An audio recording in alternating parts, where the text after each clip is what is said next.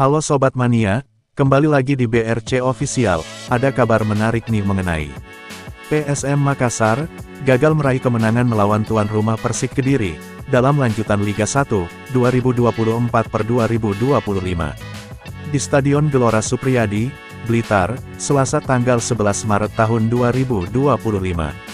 Kendati demikian, tim Juku Eja sukses merebut 1 poin, di kandang tim Macan Putih, setelah skor akhir 2-2.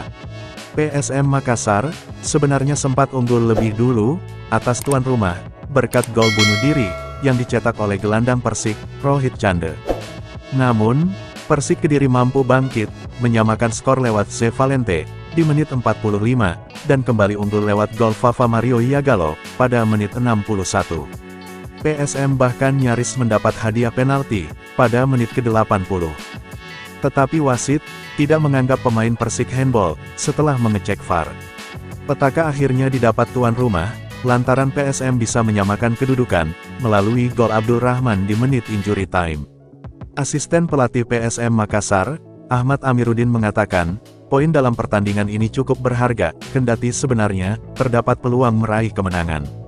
Alhamdulillah, kita bisa meraih poin, meski sebenarnya kita bisa meraih 3 poin, ujar Ahmad Amiruddin, selepas pertandingan. Selasa tanggal 11 Maret tahun 2025 malam.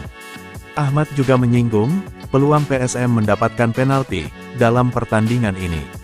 Untuk itu, ia menyinggung kinerja VAR, dalam pertandingan ini. Terlepas dari itu, pesan saya, VAR itu hanya teknologi membantu, yang menentukan adalah manusianya. Saya tidak perlu berkomentar lebih jauh, tapi VAR itu hanya teknologi membantu, yang menentukan adalah manusianya, tegasnya. Hasil imbang ini, membuat PSM Makassar harus berbagi poin dengan Persik Kediri. PSM kini berada di peringkat 7, dengan poin 40.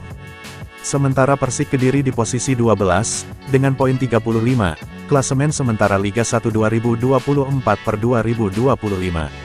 Nah itu dia sobat untuk update kabar hari ini. Bagaimana pendapat kalian sobat? Tulis pendapat kalian ya sobat, dan jangan lupa like, komen dan subscribe.